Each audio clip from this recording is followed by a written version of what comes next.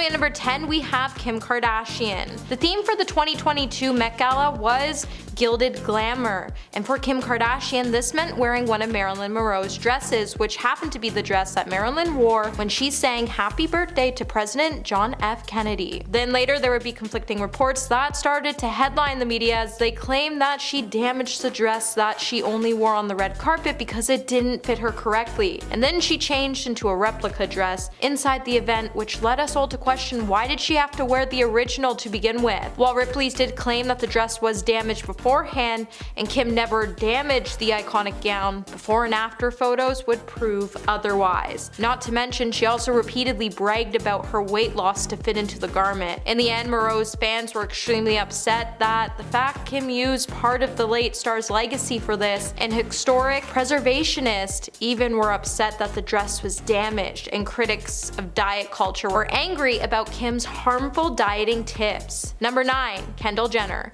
It's clear that Kendall is not someone who spends most of her time in the kitchen. During an episode from her family's new TV series, The Kardashians, the star would expose herself after she proved that she's probably never used a knife to cut her own vegetables a day in her life. In a now viral clip, Kendall could be seen in the kitchen wanting to make herself a snack in front of her mother, Kris Jenner, who awkwardly sat there dumbfounded when Kendall attempted to navigate what most can do before they're even a legal adult. At one point, you can even see Kris was concerned for her daughter's fingers when she cautiously watched before saying, "Do you want the chef to make you a snack?" Instead of holding the knife with her dominant hand and the cucumber in her other, the model reached her arm over the knife to grip the opposite side of the vegetable and then proceeded to cut inward, directing the slices to fall towards herself. While most would chuckle at an offer of professional hired chef being called in to simply chop up a cucumber for a 26-year-old woman, after witnessing Kendall attempt to do it on her own, it was pretty sad.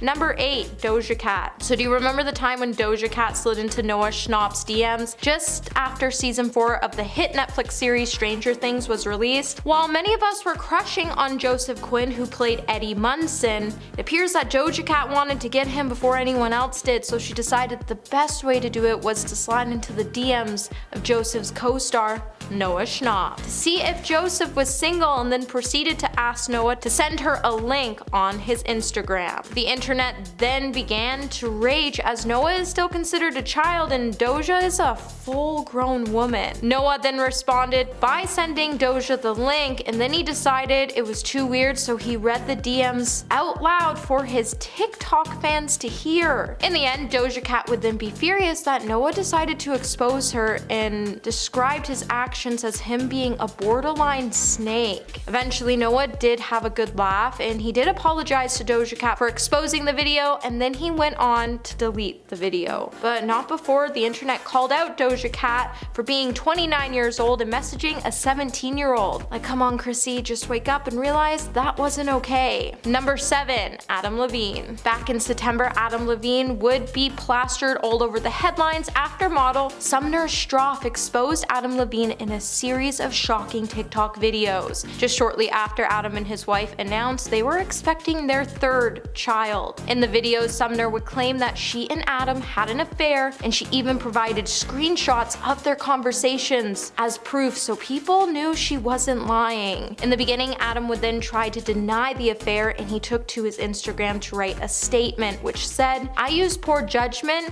in speaking with anyone other than my wife in any kind of flirtatious matter. I've not had an affair, nevertheless, I crossed the line during a regrettable period of my life." Sumner clearly wasn't happy with Adam's statement, and then she came out with another TikTok video to claim Adam even asked her if it was okay to name his unborn child after her. And she urged for someone to get him a dictionary so he could look up the definition of cheating. Number 6. Ned Fulmer. Adding to the storm of cheating scandals, on September 27th, the internet content creators known as the Try Guys would announce that one of the members, who happens to be Ned Fulmer, would be leaving the groups following reports that Ned had an affair with one of his employees, Alex Herring, after a Reddit user shared now deleted screenshots of a video that appeared to feature Ned making out with the Try Guys associate producer at a bar in New York City. As the clip started to circulate around the internet, more videos and photos would also start to circulate of Alex and Ned on dates that looked pretty intimate, and people who posted the images even said they sent them to his wife because they were concerned. This would then force the Try Guys to post a statement which said Ned was no longer working with the Try Guys as a result of a thorough internal review. We do not see a path moving forward together. Soon after the announcement, the Try Guys even switched out their profile picture of all 4 members with the company's official logo across Instagram and Twitter before making an additional video statement clarify that they were blindsided by the news of Ned's behavior. Number 5. Will Smith. At the Oscars on March 27, 2022, Will Smith would show us all that there was something concerning going on with his mental health and state of being as he exposed his darker side. During Chris Rock's speech, he would opt to make an inappropriate joke about Jada Pinkett's shaved head. The joke clearly didn't sit well with Will, as Jada has been suffering from a condition called alopecia. So he took to the stage and smacked Rock across the face. As producers scrambled backstage, Smith would return to his seat and remain there until he accepted his award for Best Actor for his role in the film King Richard. The internet would then start to explode with their opinions on the matter, and while the Smith family mostly stayed offline, well, except for Jada, the Academy would end up banning Will from attending the ceremony for 10 years, though he can still be nominated and win an Oscar. After the ceremony, Will would make an official apology to Chris, and he would then enter into a rehabilitation facility to help him work on his mental health. Number 4. Sydney Sweeney. On August 27, Sydney Sweeney would take to her Instagram to post some images of her mother Lisa's Western-themed 60th birthday celebration, and would expose her family with photos that showed some of the relatives wearing Make America Great Again hats and Blue Lives Matter t-shirts. While the actress did not appear to make any political statements herself, while most people started to go crazy in the actor's comments, one person claiming that the actress exposed her family's political views, another asked why she was kicking it with people wearing Blue Lives Matter merch. Sydney would then later come out to say, "You guys, this is wild. An innocent celebration for my mom's milestone 60th birthday party has turned into an absurd political statement, which was not the intention. Please stop making assumptions. Much love to everyone and happy birthday, Mom." However, you can't really ask your fans to stop making assumptions when there's nothing really to assume, and no matter what the occasion is, it's never okay to wear any of this merchandise items, and each of her family was wearing these because it was a country-themed party. But hate isn't country. Number 3. Kris Jenner. Roughly 6 months after Kanye West's feud with his ex-wife Kim Kardashian started, in September, Kanye would go after the reality TV star, and this time he would drag Kris Jenner into things and confirm that she was really the one who released Kim's tape. After Kanye hopped back onto his platform after months of disappearing, he would share several explosive messages towards Kim, and in the process he would express his disapproval towards Kim's parenting styles, as he accused her of playing games with their 4 children. In Kanye's post, he would also claim that he wanted to take control over his kids in their future by declaring, "My kids are going to Donda, they are not going to Sierra Canyon," foretelling Kris to grab her mother effing popcorn. Things would then take another turn when Kanye started to point out that Kris Jenner encourages her daughters, mainly Kim and Kylie, to appear in adult magazines and release their infamous tapes. As he was scared, Kris would make his own kids participate in the same endeavors in the future. Number 2. Amber Heard. 2022 was a big year for Amber Heard, as it would be the year the star would crash and burn after all of her lies were exposed. While Amber was hoping her dark past wouldn't catch up to her, it certainly did, and when her biggest secret was exposed after she tried to ruin Johnny Depp's career, while Amber was trying to claim that she was a public figure representing domestic abuse. However, during one point of the trial, Amber's lawyer, Ben Rottenborn, presented his opening statements where he presented a Milani Cosmetics all-in-one correcting kit to the jury and claimed that Amber had used this very concealer and correcting kit to hide and cover her bruises. However, that makeup brand wasn't even out, and it exposed Amber's lies by saying in a statement it couldn't be true because their product wasn't even available until after Amber and Johnny had gotten a divorce. In the statement, Ben said, "This is what she used, she became very adept at it. Amber and Johnny got divorced in 2016, which was before Milani's Cosmetic even launched that specific product, as it didn't come out until 2017, which means Amber lied. Number 1. Olivia Wilde. For months, the headlines have been filled with an alleged on-set feud between Olivia Wilde and Florence Pugh on set of Olivia's film Don't Worry Darling, and rumors didn't paint Olivia to be as charming or sweet as we were all led to believe in the past. Despite much of the cast attempts to dampen the rumors, the tension between the two were apparently so bad that some crew members even started to claim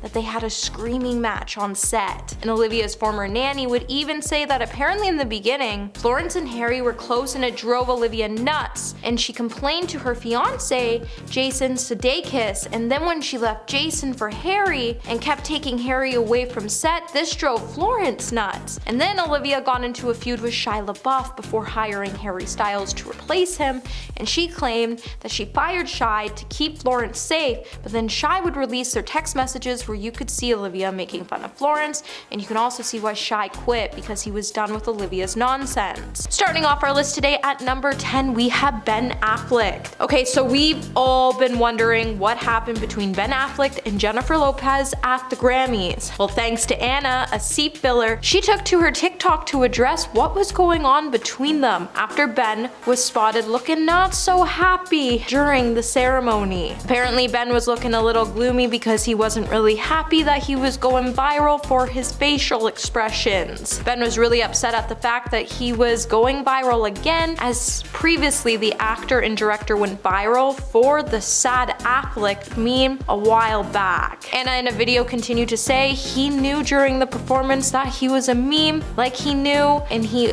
also chose just not to change his expression. And also went on to note that she didn't know the meme of Ben Affleck being an upset at the award show, and she didn't speak to him while she was seated beside him because he didn't look so happy. Number 9, Trevor Noah. After this year's Grammy, a girl named Pan exposed a bunch of celebrities at the Grammys and how they acted throughout the night. Now, it's no lie that celebrities don't want seat fillers to sit next to them because they don't want any of their drama at their table to be revealed. So they do give them a bit of a hard time when they do try to fill empty seats so the tables don't look empty. When Pan sat down in one of Beyonce's seats, Beyonce's bodyguard, Julius DeBoer, even told her to leave the seat, which resulted in her taking a seat that Trevor Noah was in. While she was sitting in the seat, she was sitting beside J-Lo. Just when the commercial break started, Pan noticed that Trevor was making his way back over, and when he arrived, he told her to stand up. When she did, he quickly sat down and started greeting J-Lo, which left the fan in a position where she didn't know where to go. Hey, my little peaches, are you liking this video so far? If so, don't forget to give it a thumbs up and subscribe to the channel. Coming number 8, we have Jennifer Lopez. While Anna was exposing what happened between Ben and J-Lo, she would explain that Jennifer was on her phone and realized that her husband was going viral for his expression. When she shared the news with Ben, he wasn't so happy about the trend. To the point when Jennifer showed him the phone, she said, "Honey, this is so funny, look at this." He responded by saying, "Jesus Christ." So we all saw that video where a lip reader was hired by the Daily Mail that alleged that Jennifer told Ben to stop, look more friendly, and to look motivated. However, Anna claimed that the whole time the couple was actually super dovey and they had their hands intertwined and that it was really cute, and while she was sitting next to them, it actually wasn't what the Daily Mail was making it out to be. As she said, she wasn't like, "Oh my god, this is going to lead to a divorce," as she thought they were cute and she had a great time sitting next to them for the time that she was sitting there for. Coming in number 7, Ariana Grande. Terry George, the man who was mistaken for Billie Eilish's grandfather at the 2020 Grammys, seemed like he had a lot of fun that night as he was adopted into Billie's entourage. However, one star didn't rub off so nice on him. When he had the opportunity to speak about the event, he let it know who it was. During his interview, he said he was having such a great time with Billie that he even got to pose for photos with the singer. However, one person who wasn't so keen on taking selfies with him was Ariana Grande. When Terry was asked by Insider if Ariana was acting like a bit of a diva, he would respond to the outlet by saying, yeah, she was. He then went on to say somebody had gotten up and said, oh, I'm gonna get a selfie with Ariana Grande. And that's when he thought that it would be good if he could get one as well. However, when Terry finally made his way to her to ask for a photo, she refused and told him, not right now, I'm not in the mood. Terry also went on to note that she didn't win an award that night, so that's probably why she was so upset and acted like a diva. Number 6.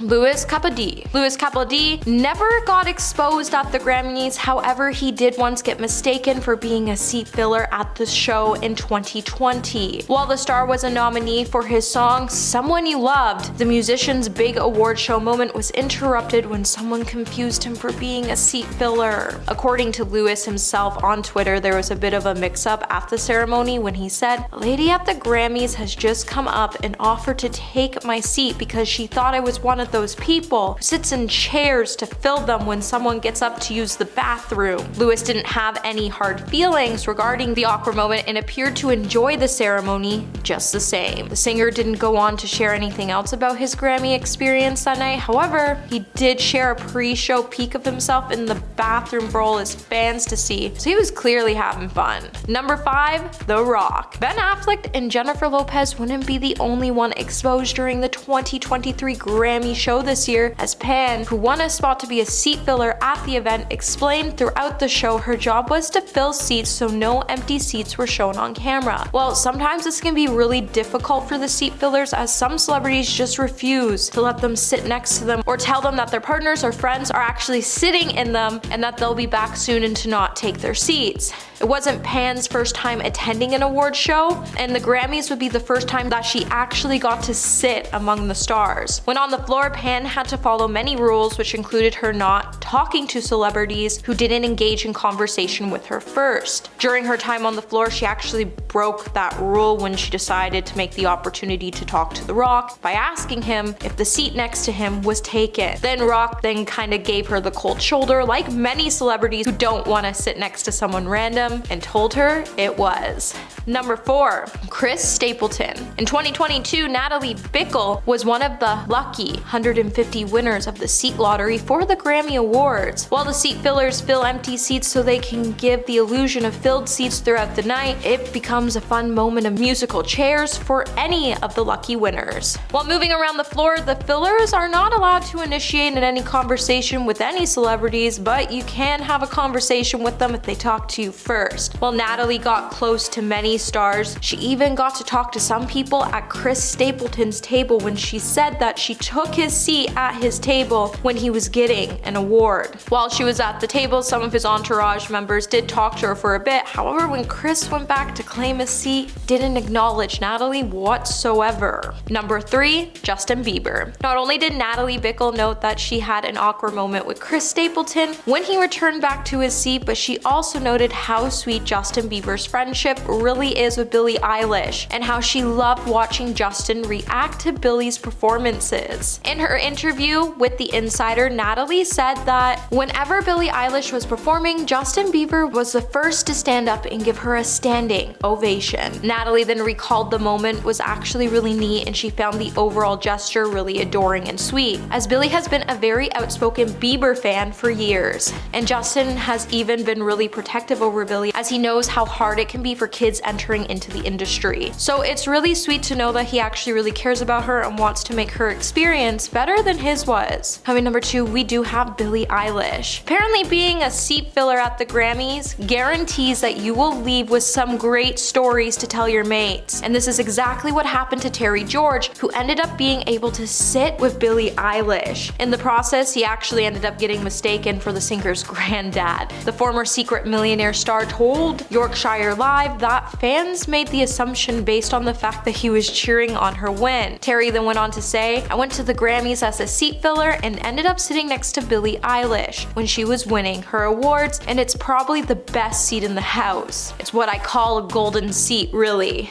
Terry would then later reveal that Billie is actually just as sweet in real life that we all expected her to be when he said, as her and her brother made him feel like he was a part of the group. As when she won the award, both grabbed his hand before she headed to the stage to claim her award, and when she returned, Terry asked her what she was gonna do if she won the next award, to which Billie said, "Oh my goodness, I don't know what I'm going to do." And coming in at number 1 today, we have Olivia Rodrigo. This year the Grammys wasn't really filled with any drama, which is actually really boring to see. However, some seat fillers did share all the fun memories they made while attending the show. One of the night's seat winners, Cameron Carlson from North Dakota, even got to fist bump Harry Styles. At one point during the night too, Cameron would note that he was seated on the right side of the venue at a table behind Olivia Rodrigo, and he explained that the award recipient, Harry Styles, would frequently pass by his seat and even did this little victory lap before he fist bumped him. And then when he went to perform, at one point he noticed that James Corden and Olivia Rodrigo were dancing, and that's when he noticed Olivia was jamming out a little too hard and she actually knocked down her chair in the process. Cameron would then say, "I was like, okay, I'm here to be a hero." So he ran over, picked up her chair, Olivia thanked him, and even gave him a half hug, and he found the altercation to be like very crazy.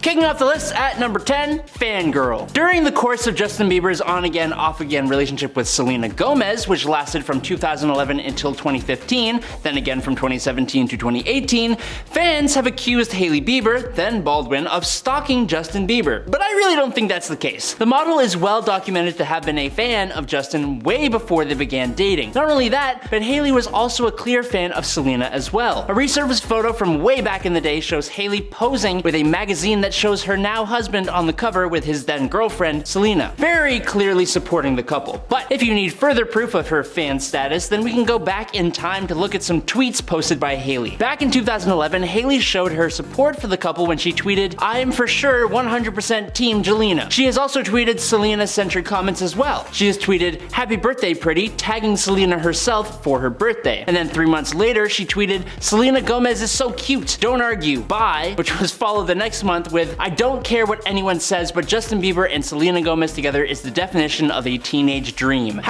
#word." There were even more tweets in 2012, kicking off in January responding to someone else's tweet saying, "Seriously though, she's beyond flawless and he's Bieber. They are the perfect relationship." Later that same month, she posted, "Selena Gomez is so freaking good looking." And then a month later, we got, "I gotta say, I was really looking forward to seeing what color coordination Jelena was gonna be doing for this year's VF party. #sigh, #oh well." And then in May, she also tweeted, "Selena Gomez looks hot in her new music video." It's only really a secret though, because Hailey has since deleted this Twitter account amid people calling her out for said tweets, as if it's some kind of bad thing to support celebrities that you like and even somewhat know. But coming in at number 9, racism. While those tweets are arguably wholesome and unproblematic unless you're a fan of stirring the Hailey-Selena drama pot, some of Hailey Bieber's past tweets are a little bit more actually problematic. In fact, they show a great degree of ignorance and racism from the young Bieber. Her age, I think, is important to note, as while these tweets aren't exactly excusable, the tweets seem to be around the 2011 to 2013 years, making Hailey roughly 14, 15, 16, and or 17 at the time. But with that being said, the tweets are pretty bad. TikTok account The Essence of It posted a collection of Bieber's posts, and I don't even really need to explain the problem with them once you hear them for yourself. These tweets include statements like, quote, "Shut up before I smack you back to your own country," or one that went, quote, "To those foreigners who don't celebrate Thanksgiving, so sorry your country didn't have pilgrims and Indians to start such a sick holiday." That one's pretty bad, but a post from 2011 read, "With Cody Simpson and that awkward moment when you're at a Chinese restaurant and your waiter isn't Chinese." The one most people are familiar with though reads, "Leaving to Florida, white, but coming back to New York, a different race," which was accompanied by an emoji of a white blonde man and an emoji of a darker skinned man wearing a turban. She even went so far as to tweet racist slurs at which point, which the TikToker blurred out on her screen. So yeah, like I said, it isn't really excusable. Given the white, rich, and privileged background of the celebrity though, it isn't exactly surprising, as depressing as that is. Fortunately, I believe that as she grew up, she did learn the error of her ways. Number 8, Mean Girl. While she may have learned the error of her racist remarks, Hailey Bieber has defended herself against other problematic behavior too, even after she had been called out for her tweets.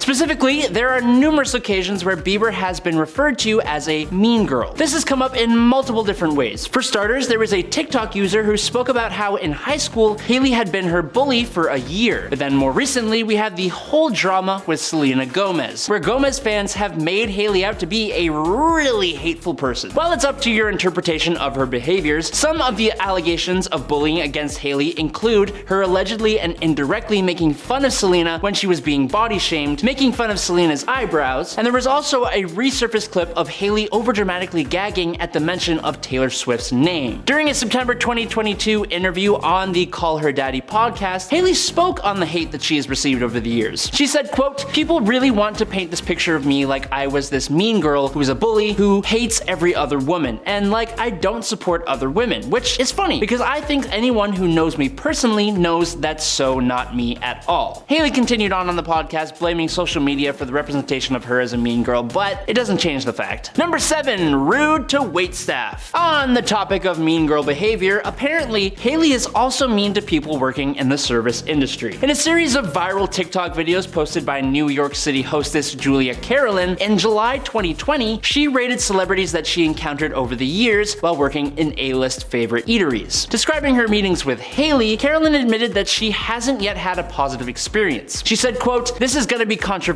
I've met her a handful of times and every time she was not nice. I really want to like her, but I have to give her a 3.5 out of 10. Sorry." The TikTok became viral in no time, raking up over 3.3 million likes and even got a comment from Bieber herself. The model wrote, "Just came across this video and wanted to say sorry if I've ever given you bad vibes or bad attitude. That's not ever my intention." Carolyn accepted the apology, calling her an accountability queen, but this apparently affected Hailey. In April 2021, almost a year after the video was posted, the model shared a 2-part interview with Dr. Jess Clemens on her YouTube channel, titled "Cancel Culture, Mental Health, and Social Media." The video touched on the viral TikTok. Bieber said, "When I saw her video, I was so upset. There's never an excuse for being rude. I felt bad that that was her experience with me, but it made me kind of frustrated because you never know what someone's going through. I remember going through times in my life where I was so sad and so heartbroken that engaging with people felt hard for me." She continued, "I wish I didn't act that way towards her. I'm a human and I made a mistake and I acted a way that was out of character for me." Ending her answer with, "I'm open to people correcting me." However, the 24-year-old argued that she doesn't believe there needs to be people on social media doing the correcting, assuming that she's talking about commenters and the Justin Hailey haters.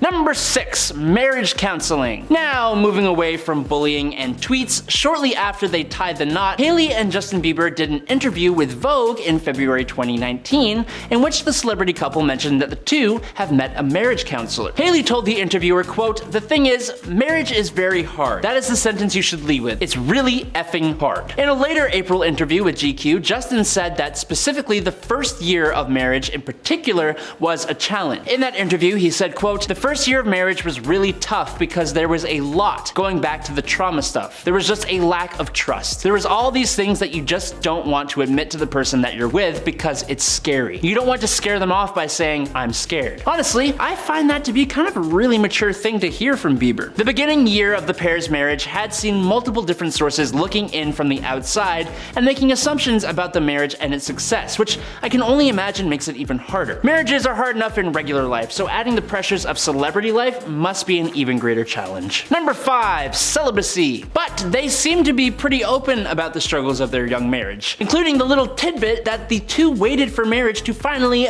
do the dirty, if you know what I mean. Wink wink, nudge nudge, you know what I'm saying? You know what I'm talking about. Justin called Hailey his reward for being celibate for over a year. In the same 2019 interview with Vogue from February, from the last point we just talked about, Justin said that he had, quote, "a legitimate problem with," and was more than a year into a time of self-imposed celibacy when he started rekindling his romance with Hailey. He continued on saying, quote, "I think can cause a lot of pain. Sometimes people have it because they don't feel good enough, because they lack self-worth. Women do that and guys do that. I wanted to rededicate myself to God in that way because I really felt it was better for the condition of my soul." He then added, quote, "And I believe that God blessed me with Hailey as a result. There are perks. You get rewarded for good behavior." But the celibacy seems to also be connected to Justin's commitment issues. During an interview on The Ellen Show in January 2020, Justin said that he had a difficult time with the idea of commitment commitment, which made him extremely nervous before proposing. He said, quote, "I felt like in the past we had talked about me asking the question,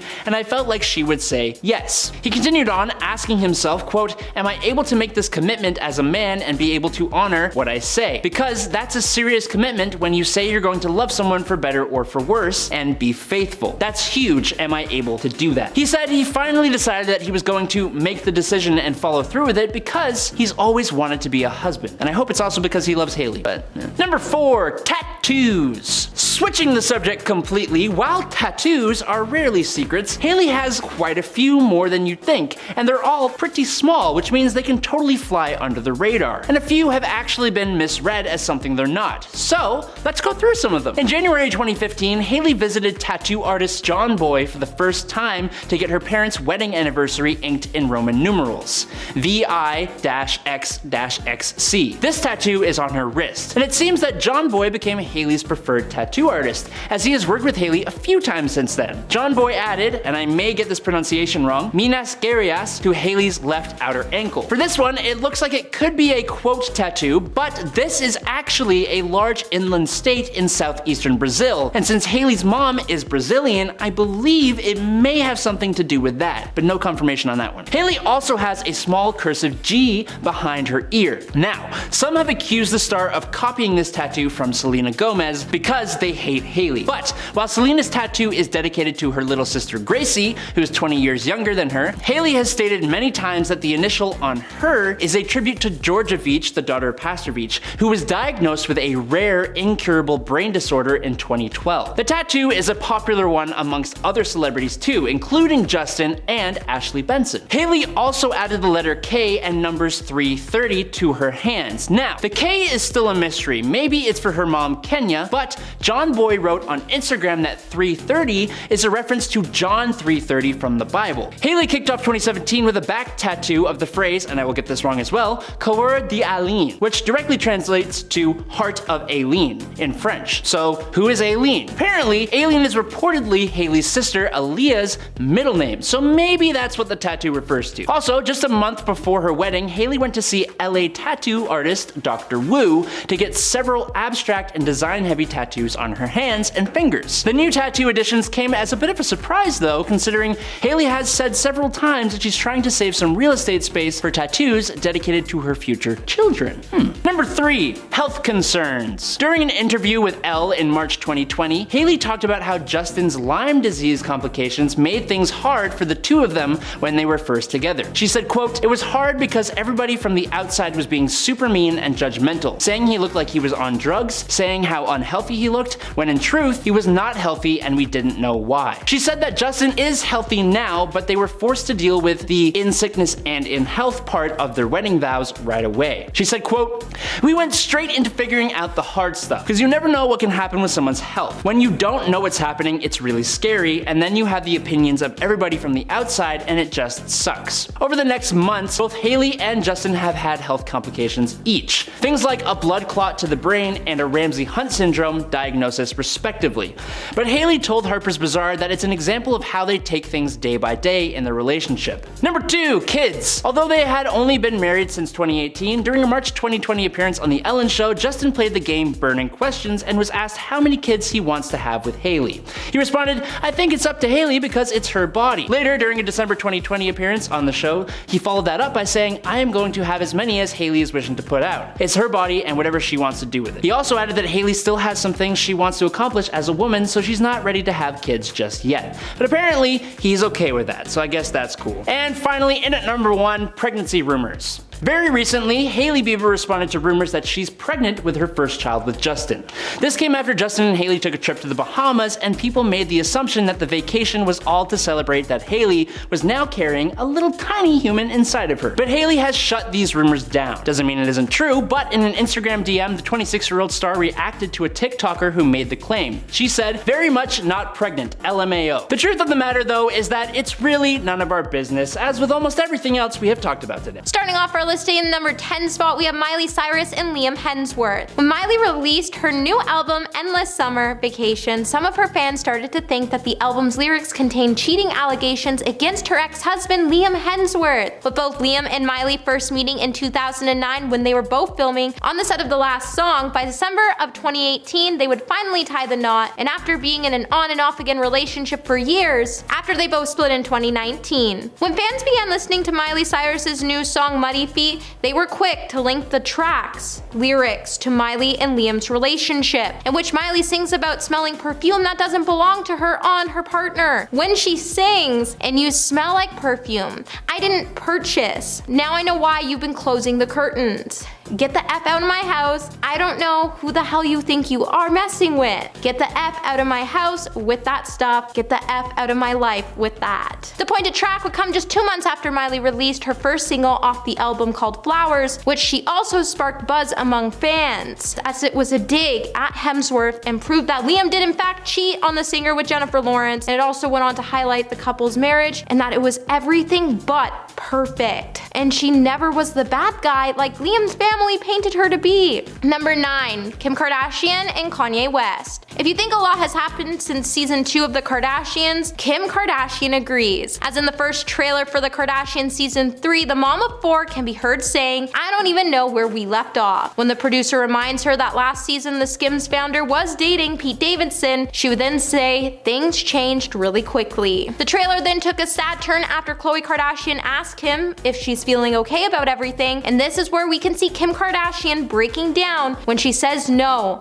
I'm not okay. I'm having such a hard day today." Amid Kim's divorce from Kanye West, her mother Kris Jenner can even seen being telling her daughter, saying that she has the weight of the world on her shoulders. Later, Kim can even be seen talking about what Kanye had to say about their kids being on social media during their heated divorce, when she said it was the most insane narrative and she was trying just to stay silent through all of the lies for her kids' sake. With season 3 premiering on Hulu May 25th, we know there's about to be some more drama to come with Kim and Kanye's dark divorce, and you can expect us to keep you all up to date on it. Coming in at the number 8 spot, we have Tom Cruise and Katie Holmes. When Katie Holmes and Tom Cruise finally got divorced after being married for 5 years, fans would be shocked to learn that she made a decision to leave her ex-husband because she had reason to fear for her life and her daughter's life. With Tom being heavily involved in the controversial religion Scientology, he has been a well-devoted member of the church. With the Church of Scientology being known for treating defectors with intimidation and brainwashing techniques, when Katie finally realized what the church was doing to her and her daughter, she knew she had to get away. So in order to do so, she immediately went into hiding when the news of their split broke. Katie had to do so because she couldn't let anyone know, including Tom, where she was going, because she had to get out and stay safe. The matter would be resolved in 11 days, and Katie would be granted physical custody of the couple's former daughter, and it would even be stated that Tom couldn't bring their daughter anywhere near the church, and Katie wouldn't be allowed to have any public relationships for 5 years, as Tom was scared it would embarrass him. But it makes you wonder what the church did that scared Katie so much. Number 7. Brad Pitt and Angelina Jolie. When Brad Pitt starred with Marion Cotillard in the drama Allied in 2016, rumors began circulating online, and in them they would claim that Brad was cheating on Angelina Jolie with his co-star. Of course, as many would remember in the past, the same rumor also plagued Brad when he was married to Jennifer Aniston, as when he was working on the set of Mr. and Mrs. Smith, the tabloids kept claiming that he was cheating on Jennifer Aniston with Angelina Jolie. With the rumors reaching a fever pitch, this is when we would see Angelina Jolie file for divorce from her ex-husband Brad Pitt on September 16th, 2019. But the truth would become so much darker than that. With the story honestly being a speculation as it follows, it is also alleged that the couple's relationship would come to an end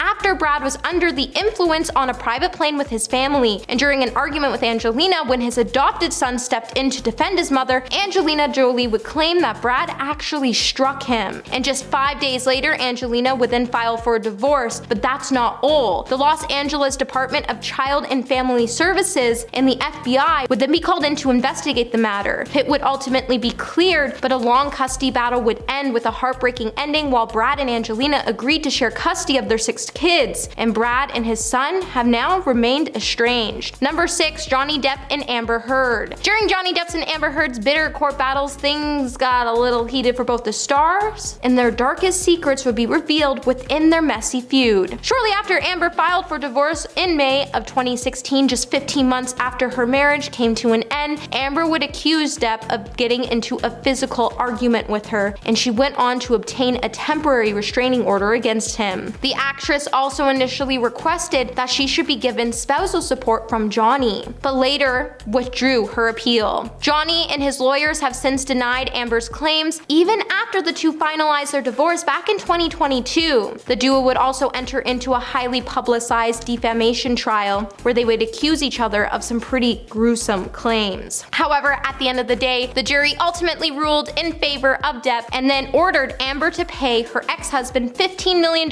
in damages after they found and proved she acted with malice to ruin Johnny's career. After the jury's findings, they also did determine that Depp's attorney did make one defamatory statement about Amber, and she would be awarded $2 million in compensation. But the whole trial didn't exactly paint Amber to be the person she was trying to make the world believe she was. Number 5, Kris Jenner and Robert Kardashian. Kris Jenner definitely proved she hasn't always chosen the right path when it comes to her love life. And in the wake of her separation from Caitlyn Jenner, Kris Jenner would state that the only regret she had in her life was the fact that she got divorced from her first husband, Robert Kardashian, back in 1991. Kris would then later talk about her marriage to Robert when she decided to publish a memoir. And in the memoir, she would reveal that her marriage only came crashing down after she decided to have an affair with her husband and their good family friend, Todd Waterman, while she was still married to Robert. Now, you would think that the affair would have been her biggest regret in life, but at the end of the day, she really just regrets that she wasn't able to end up with Robert before he passed away in 2003. Later, the star would also admit that if she didn't cheat, she would have never gotten with Caitlyn Jenner and gave birth to her 2 beautiful daughters, Kylie and Kendall. While she looked at it through that lens, she would then realize that she doesn't really have a lot of regrets when it comes to her life, except for cheating on her late ex-husband. Number 4, James Cameron and Linda Hamilton. James Cameron's ex-wife, Linda Hamilton, has always described James as being a man married to his job. That was until he was gone and got married to somebody else. While James Cameron's 1997 film Titanic sunk his own relationship, his 4th wife, Linda Hamilton, once came out to shade James from the Titanic film point of view when she said, "The Titanic was the mistress he left me for." The Terminator star then went on to describe every year she was married to the director as being one of the most terrible things to happen on almost every level. She also claimed that James was also consumed so much by his work almost every day with his cinematic Leviathan. In the 90s, during the couple's former divorce settlement, Linda would also be able to walk away with a $50 million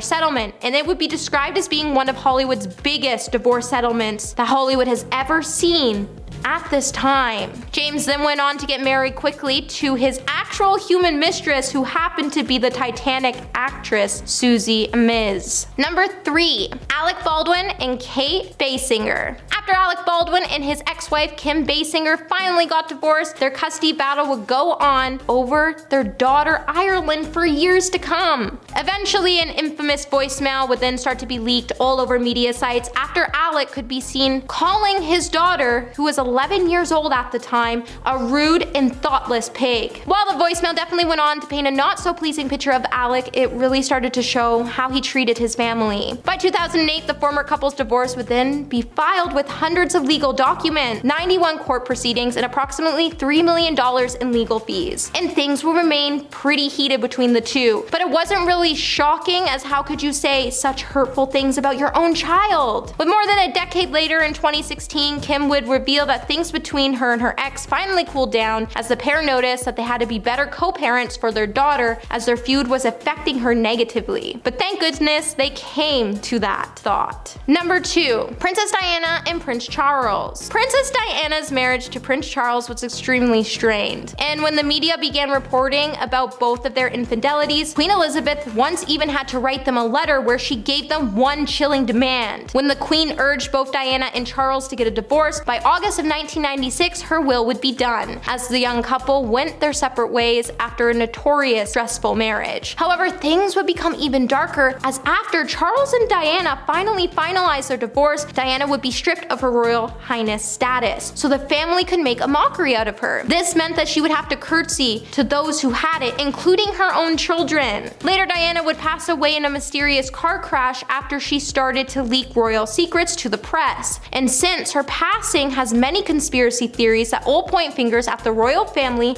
as they claim, but seriously, the fact she knew she was going to pass away in a car crash just weeks before it happened is a pretty unsettling thought. And coming in at number 1 today, we have Madonna and Guy Ritchie. Madonna and director Guy Ritchie had a pretty interesting 8-year marriage, to say at least. When the former couple's marriage came to an end in 2008, the Material Girl singer even had to pay Ritchie $92 million in a settlement, and their divorce is still highlighted to be one of the world's biggest divorce payouts to this day in Hollywood history. And if the couple's split couldn't get any more messier, this is when Madonna's lawyers also started to accuse Ritchie of being verbally incorrect, as he couldn't stop calling Madonna a granny. While Ritchie's lawyers have also gone on to accuse Madonna of being emotionally controlling, the world would soon come to know that it isn't really easy to date Madonna, as she rarely allowed her husband to eat meat, and she never let him host his friends at their home. With the two having such a complicated relationship, maybe it isn't exactly a tragedy that they both split up. Cheating is never right, no matter what the situation is, and if you're having doubts about your partner, have a conversation with them instead of hurting them. Number 10, Tom Hiddleston and Taylor Swift. If you've ever dated Taylor Swift, then there's a very good chance she's written a song about you. Swift has been basing her lyrical masterpieces around past relationships for a majority of her career.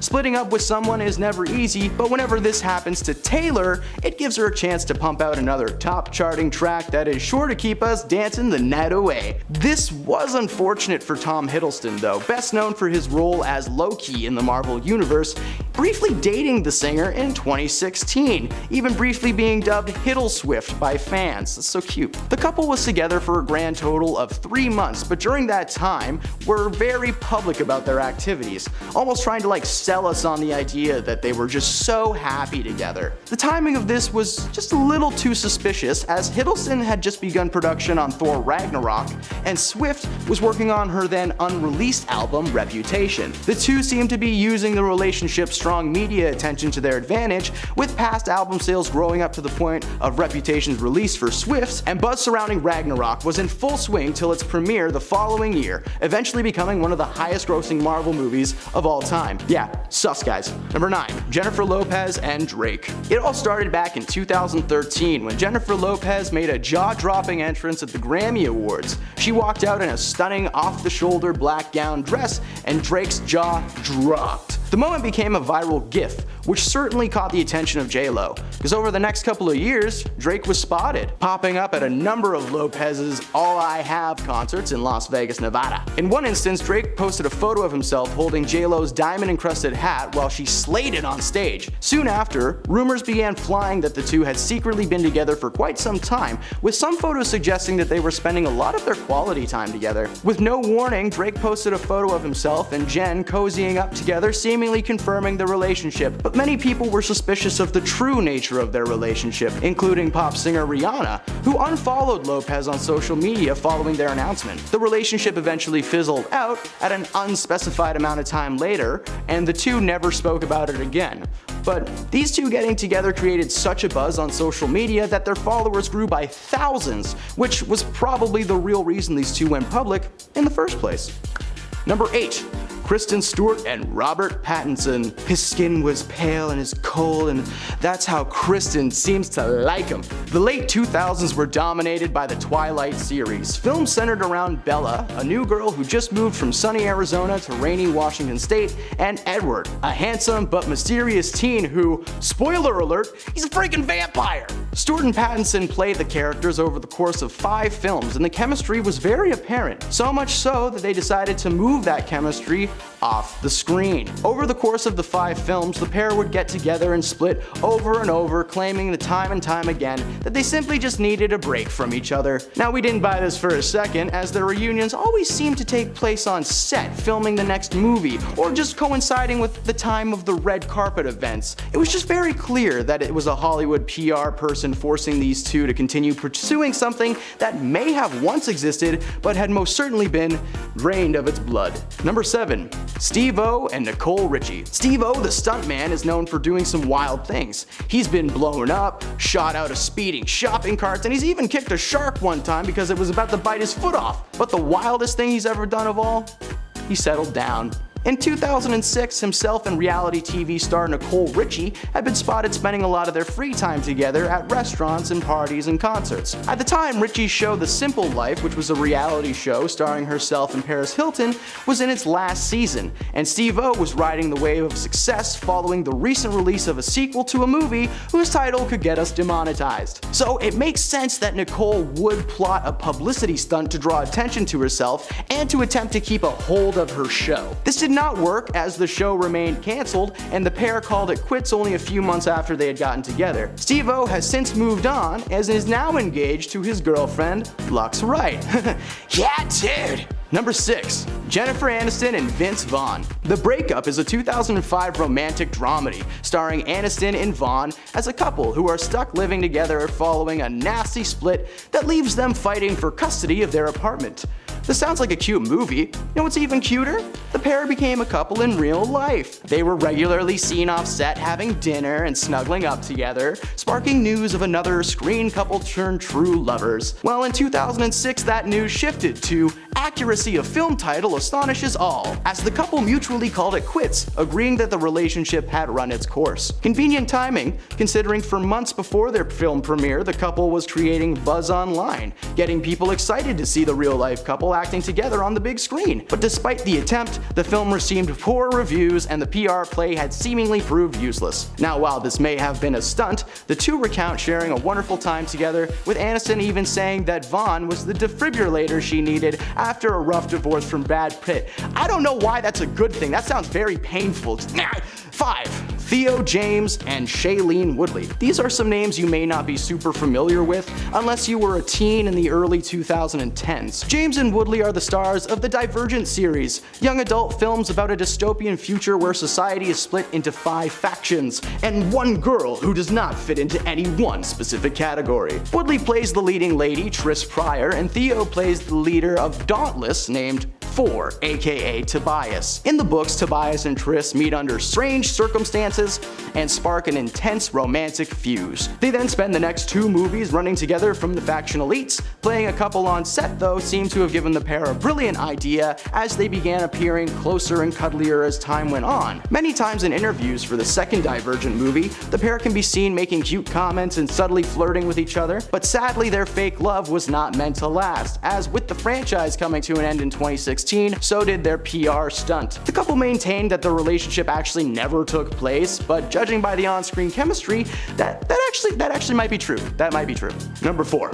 Kid Rock and Pamela Anderson. The singer and the lifeguard. Sounds like a cheesy sitcom, right? Well, that was the actual combo that took place when Kid Rock and Pamela Anderson began an on-again, off-again relationship in the early 2000s. At first only dating, on and off again, the couple were then engaged after a reunion in 2003. They would call it off one more time before they tied the knot officially in 2006, only to file for a divorce soon after that. The back and forth nature of their relationship is not uncommon in the world of Hollywood, with many high-tier couples breaking up and reconciling over and over again. But what is uncommon is that the couple were airing out every single bit of dirty laundry for the public to see, and soon speculation turned to truth, as it was uncovered by a Hollywood insider that the couple's troubled history and rocky road were merely an attempt to keep themselves relevant in today's media circus. The plan didn't work, as most of you watching this right now probably don't even care about these guys at all, and some of you might not even know who either of these people are. So if that's the case, please go find some good old seasons of Baywatch and prepare to be amazed. Number 3. Emma Stone and Andrew Garfield. For those of you who may have forgotten, between the original Spider-Man trilogy starring Tobey Maguire and the newest trilogy of Spider-Man movies starring Tom Holland, lived a little universe in which Andrew Garfield was Spider-Man, and Sony was his ruler. The Amazing Spider-Man franchise only pumped out 2 movies between 2012 and 2024. Garfield played Peter Parker, aka Spider-Man, in the franchise, and fan favorite Emma Stone was cast to play his leading lady, Gwen Stacy. From day one on the set, the two were inseparable, spending every second of free time they had together and developing what can only imagine must have been a strong and long-lasting bond. However, these two getting together was just a little bit sus. People fall in love on set all the time, but this couldn't have been a more perfect setup if you tried. On-screen love interests who take up a majority of the film's runtime with their undeniable chemistry shining through scene after scene, not to mention they're together in the movie for real, like you fall in love with Gwen Stacy. Anyways, this almost feels like an extreme form of method acting, because the couple were together for the entirety of the franchise, 4 years, only to call it quits a few months after the premiere of The Amazing Spider-Man 2. They've maintained a strong friendship ever since, but we really do miss you guys. Come back, Gwen. Number 2.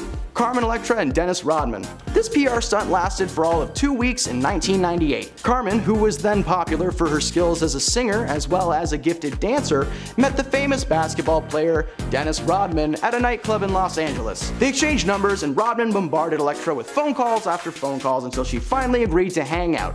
Classic move, Dennis. Negging. They started seeing each other regularly, with Rodman once even clearing out the Chicago Bulls training center so that the two could have some fun together, uninterrupted, and anywhere their little hearts desired. They got married like most couples around the time did. In Las Vegas, baby! The two were married on November 14th, 1998, only to file an annulment 9 days later. Rodman claims to have not been in the right headspace when he agreed to the marriage, and the two haven't spoken to each other in years. Reporters and paparazzi were very skeptical about this move, as the couple's ups and downs had taken over the media circuit for months, causing Electra to get her name out there more, which was super convenient seeing as she had just started building up her repertoire in the movie industry, starring in cult classic movies like Good Burger, as well as a recurring character on Baywatch. There's a good chance she would have made it on her own, but hey, it never hurts to publicly suffer first, right? Number 1.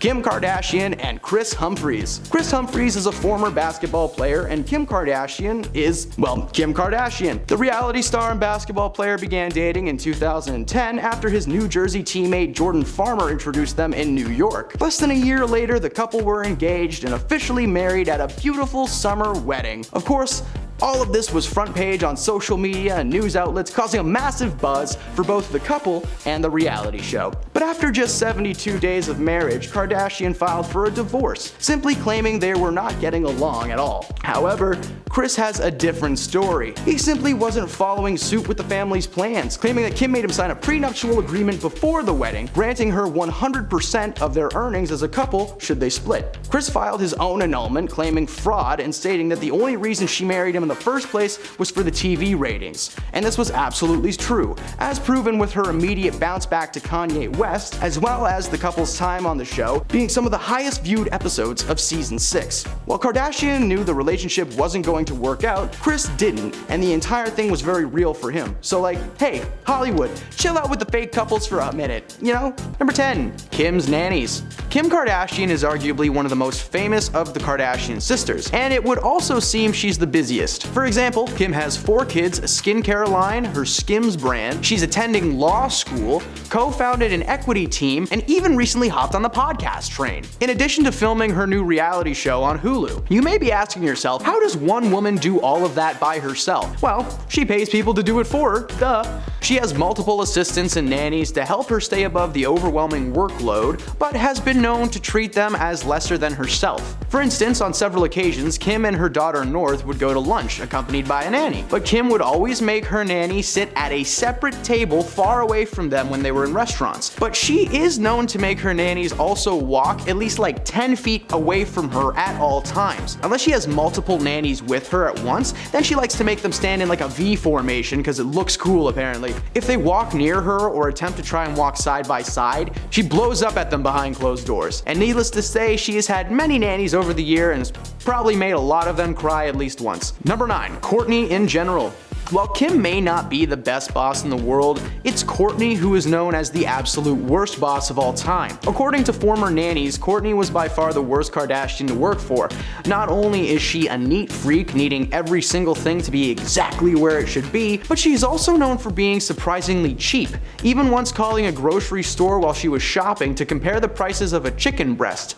Because, if anyone needs that extra 99 cents, it's Kourtney. But this isn't the worst thing she's done. At one time, Kourtney's daughter had bitten a nanny so hard that she had to quit.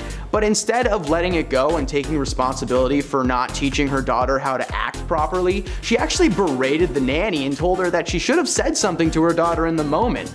Cause yes, blame the woman that you're paying to raise your child instead of the child itself, who's probably got some kind of an abandonment issue. Number 8. Toxic chemicals. Kylie Jenner is the youngest of the Kardashian clan, and extremely successful for her age. In 2019, she made the cover of Forbes magazine as the youngest self-made billionaire ever, following the successful partnership between her cosmetic brand and Ulta, a beauty salon company, which would allow the brand previously only available online and in random pop-up stores to be placed on shelves in Ulta's 1,000 plus stores. This is unfortunate considering the true nature of just where those products come from. You see, many employees at the factory that mix and package her makeup have reported that they were never given any proper safety equipment that one would require to do that job. They were only given hairnets, lab coats, and safety goggles, leaving their hands and faces completely exposed.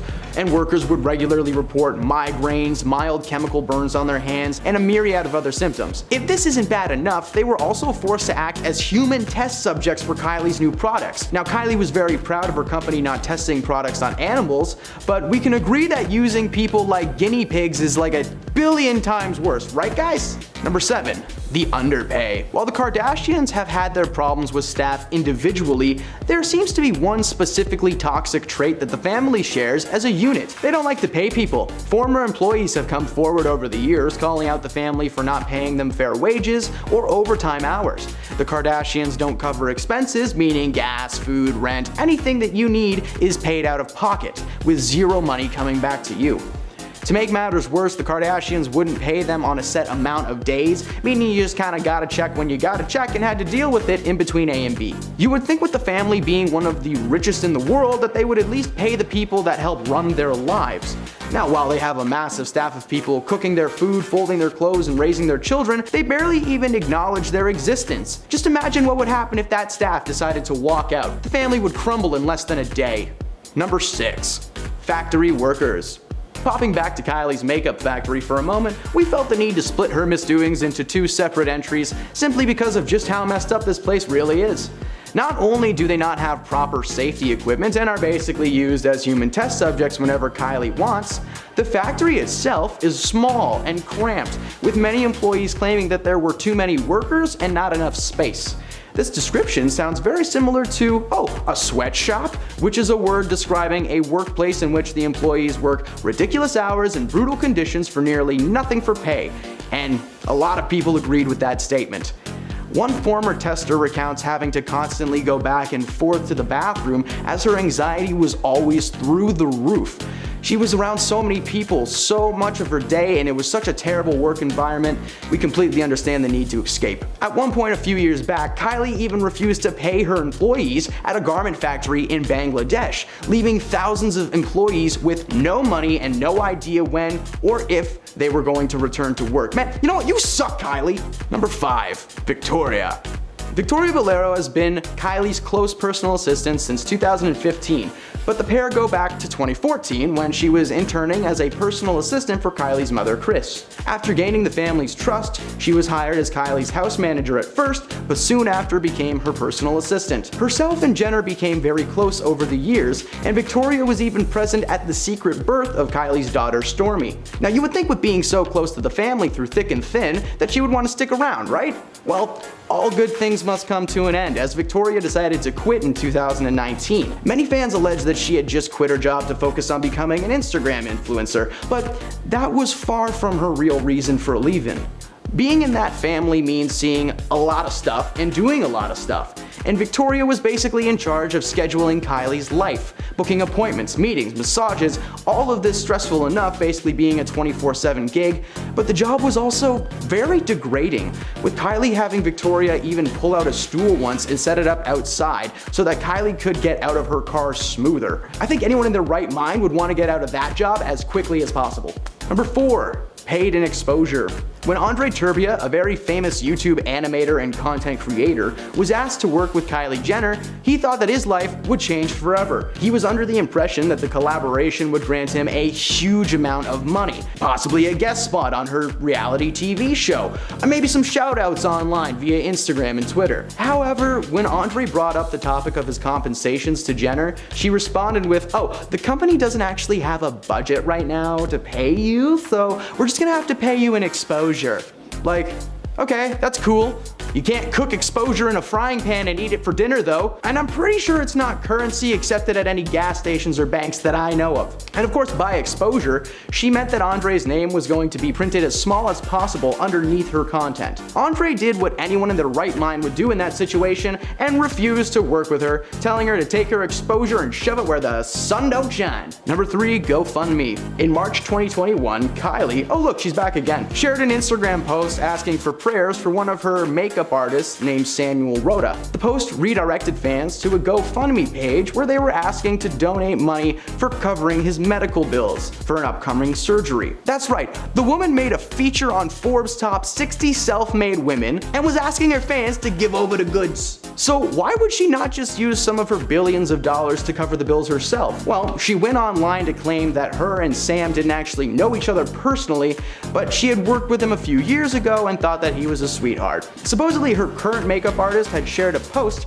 about Samuel's accident, which included a link to a GoFundMe campaign created by his family. She went on to let fans know that she herself donated like $5,000. Okay, sure, that's a ton of money for us, but for Jenner, that's like $5. So something tells me the surgery is going to be a little bit more than that. This is just another instance proving that Kylie is the absolute worst. Number 2, Forbes flub. Oh, I'm sorry, was that not enough proof for you that Kylie sucks? Well, hey, here you go.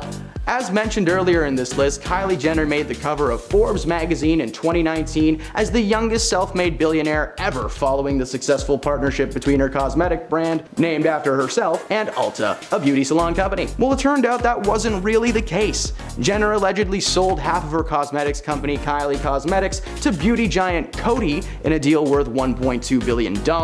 Now, this was huge and considered one of the greatest celebrity cash outs of all time. But the first rule of being a famous person is, if you can help it, try not to lie. Especially to like Forbes magazine, who did some digging and revealed that Jenner was actually inflating the size and profit margins of her business. It turned out the cosmetic brand was on a much smaller scale than originally thought, as it was uncovered Jenner only actually made around $314 million after taxes for her company. Several financial advisors backed up the story, claiming that they were berated into complying with the lie and made to help maintain the numbers for publicity's sake. The mother of the family, Kris, even played a key role in gathering false business documents to send to Forbes, making her company appear to be in the billions. Remember, if you can't figure something out, just ask mom. And number 1, the lawsuit. In March of 2021, a lawsuit was arranged by several of Kim's former employees. The plaintiffs claim Kardashian West failed to pay overtime, cover expenses, or provide any legally mandated breaks, which, like, hey, super illegal.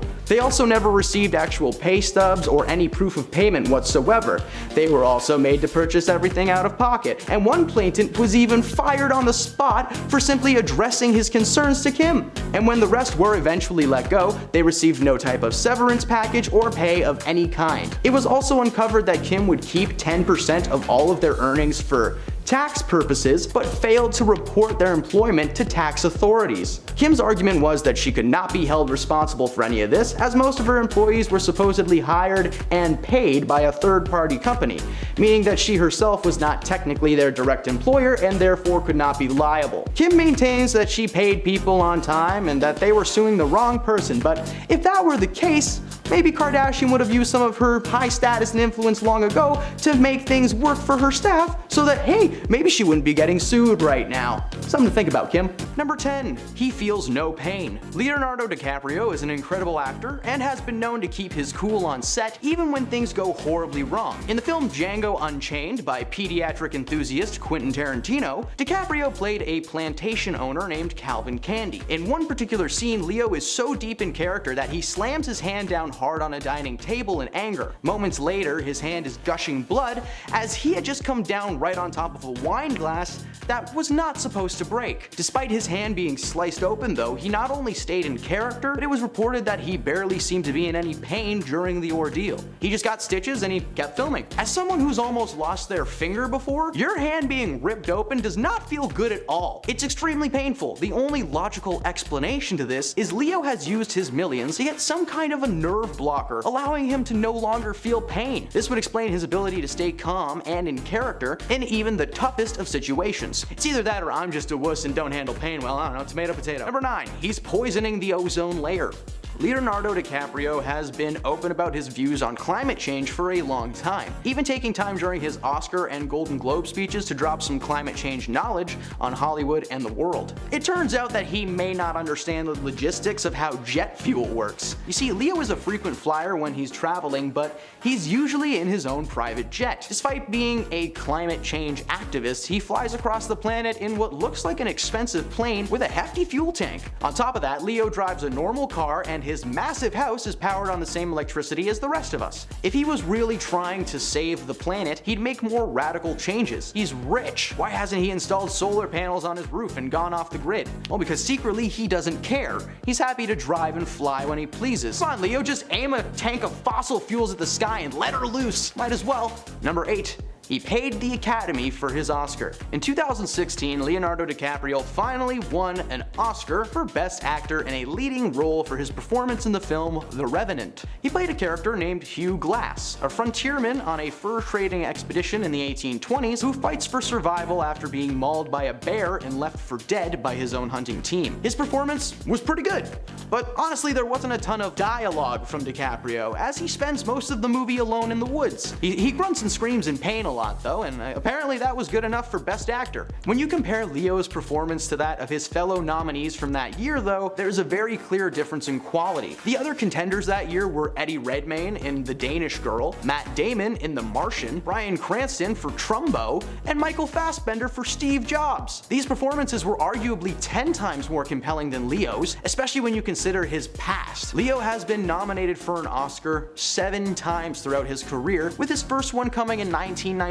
for his role alongside Johnny Depp in What's Eating Gilbert Grape. If you've never seen that movie, watch it and you'll realize that he got snubbed. He was nominated for his performance in Wolf of Wall Street, The Aviator, Blood Diamonds, and Once Upon a Time in Hollywood. Any of those should have guaranteed him the win, but he lost time and time again. In 2016, it felt like the Academy was either forced or paid to give him the award, because not only was his reaction minimal following his name being announced, but he had a whole climate change speech like ready to go. I don't know, it's a little sus, just a little. Number 9, his preference in age. It's no secret that Leo's dating life has been filled with mainly younger women. In 2022, someone took the time to deep dive into Leo's past and created a literal chart of former lovers, as well as their ages compared to his own. According to the chart, between the ages of 24 and 44, Leo has been in 8 serious relationships, and all 8 women were significantly younger than him when they met. At 24, he met Gisele Bündchen, who was 6 years younger than him. His next girlfriend, Bar Rafley, named after the place her parents met, was 20 when she started dating Leo, who was 30. Between all 8 women, the oldest ones made it to 25 before Leo called it quits. Now there is no way that this is a coincidence. 3 women were dumped after they turned 25. It's like Leo had some kind of a sick need for the person he's with to be generations behind him. He's never come right out and talked about his preferences, but like, why would he? How would that conversation even go? Yeah, I keep a minimum of 20 years younger than me and the number grows by 1 every year.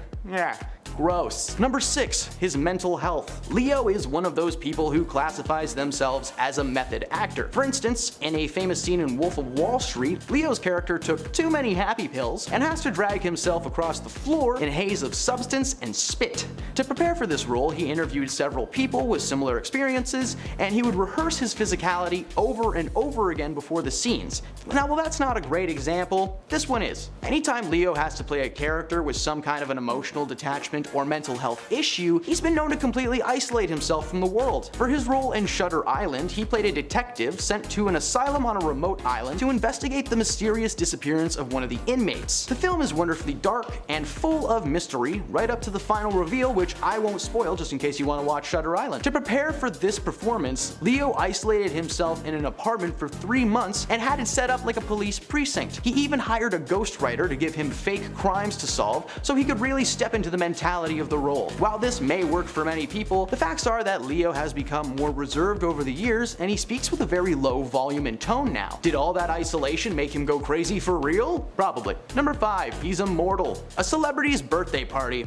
It's some of Hollywood's most exclusive events. You really gotta know someone to get invited to celebrate their birth. At Leo DiCaprio's 48th birthday, a number of A-list celebrities were in attendance. LeBron James was there, Rami Malek, Scott Eastwood, Mario Lopez, people who seemingly have nothing to do with Leo. Except one thing. You see, there's a dark corner of the internet that's dedicated to the idea that Hollywood elites are actually in a cult and make sacrifices to keep themselves rich and young. Leo is definitely on the list of possible members, not only due to his activity in the climate change community, literally trying to alter the air, but his never-aging face. Many older actors in Hollywood have young faces. Just look at Paul Rudd. Paul Rudd hasn't aged since 1991, which must have been when he was inducted as the leader. There is some evidence supporting this theory. Leo only dates younger people, and famously, younger people are popular for sacrifices in film. His so-called friends are all frozen in time, and let's face it, some of these people sold something to someone to magically gain their fame. Yeah, I'm looking at you, Casey Affleck. Number 4. Bad friends. The Leonardo DiCaprio Foundation auctioned off dates with 2 of Hollywood's biggest predators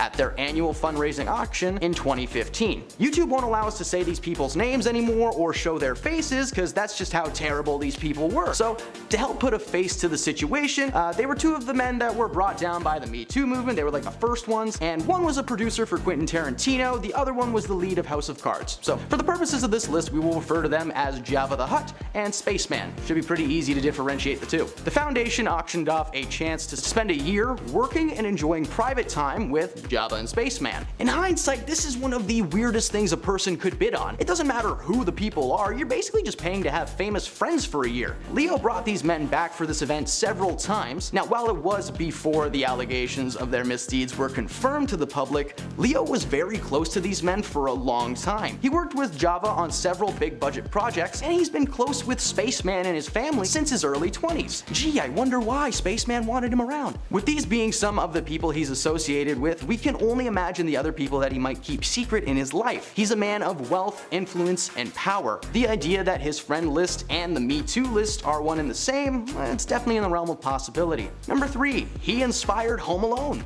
Leonardo was born on November 11th in 1974 in Los Angeles. He was an only child growing up, and his parents, Irma Lynn and George DiCaprio, have been pretty vocal about his rowdy behavior growing up. From a young age, it was obvious that he was going to do something creative. They recall him constantly running around the house, impersonating people, and doing little sketches for them from time to time. One thing they pointed out, though, was that Leo had a tendency to pull stunts on his parents with elaborate traps and contraptions. His antics were first mentioned in the early 90s while doing an interview with his parents. Coincidentally, a little holiday movie called Home Alone was made not long after that. It's a film starring a kid using elaborate traps, contraptions, and voices to take out the bad guys trying to invade his house. And to trick a pizza guy for some reason. I don't know, that scene always seemed cruel to me. Is this a coincidence? I don't think so. It wouldn't come as any kind of a surprise that some Hollywood hotshot heard this story and molded it into the classic flick that we know now. His parents called them antics. but if Leo did anything even close to Kevin McAllister in that movie, he has definitely ended some lives. Number 2, Don's Plum. No, this entry is not about a man named Don and his obsession with plums. That's going to be another list. Today we're talking about Leonardo's greatest regret. In 2001, he released a movie titled Don's Plum, starring himself, Tobey Maguire, and several more of his younger male friends. The film has been banned from ever being shown in theaters in the US and Canada. Why? Well, this was basically Misogyny the movie. The plot centered around the crew meeting up once a week to discuss their recent romantic escapades and overall life experience. Oh, they also bring a new girl every week and just treat them like absolute garbage. This film is filled with terrible dialogue, graphic depictions of violence against women, with Leo's character even going so far as to threaten a woman with a glass bottle. That particular scene is very intense, but what's more intense is that the dialogue in the scene was improvised by DiCaprio on set, meaning that behind his calm, quiet demeanor, there may be a truly horrifying man. No normal person would have said the things that he said in that moment, so seriously, check him out. And number 1, he's immature.